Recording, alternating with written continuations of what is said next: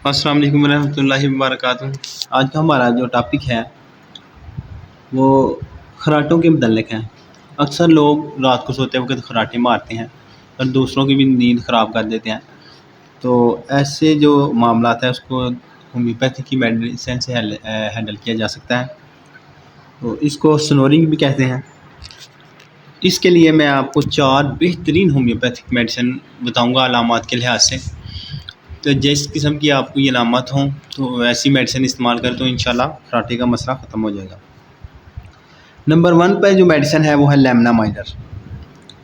अगर मरीज़ का नाक बंद हो जाए और उसकी वजह से खर्राटे आएँ, नाक की हड्डियाँ जो है वो लंबी हो जाएँ, तो ऐसी कंडीशन में आप लेमनामाइडर दें, बहुत अच्छा रिज़ल्ट मिलेगा और खर्राटे जो हैं वो बंद हो जाएंगे। नंबर 2 पे मेडिसिन आ जाती है वो है हाइपोजाइनम। नाक की सूजन और नाक के सुर्ख हो जाने के साथ अगर खर्राटे आएँ तो ऐसी कंडीशन में ये बहुत अच्छा असर करेगी।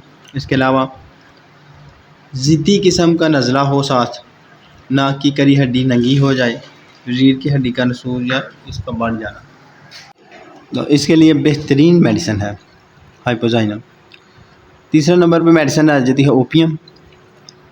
दमा की वजह से होने वाले खर्राटे, मिर्गी में होने वाले खर्राटे, गशी से होने वाले, ज़चगी के तशन्नुज की वजह से होने वाले खर्राटे, तो ऐसी कंडीशन में आप ओपियम इस्तेमाल करें, बहुत अच्छा रिज़ल्ट मिलेगा। उसके अलावा मरीज़ खुले मुंह के साथ खर्राटे लेता है, इसका जो मरीज़ होता है ओपियम का, सीने में इज्तिमाई खून की व साथ खर्राटों का आना, ये भी इसमें पाया जाता है। तो ओपियम ऐसी कंडीशन में बहुत अच्छा असर करेगी। नंबर 4 पे आ जाती है पल्साटेला मेडिसिन।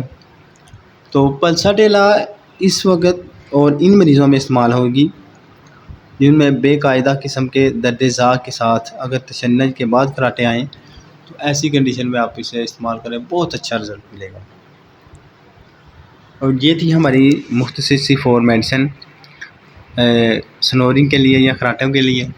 तो वीडियो अच्छी लगी इसे लाइक शेयर और कमेंट्स करें और दूसरा बग भेजें ताकि अगर किसी को ऐसा खर्राटों का मसला है तो अपने करीबी होम्योपैथिक से मशवरा करके इसे इस्तेमाल कर सकें। सेल्फ मेडिकेशन से परहेज़ करें, दुआ में याद रखें। अल्लाह हाफ़िज़।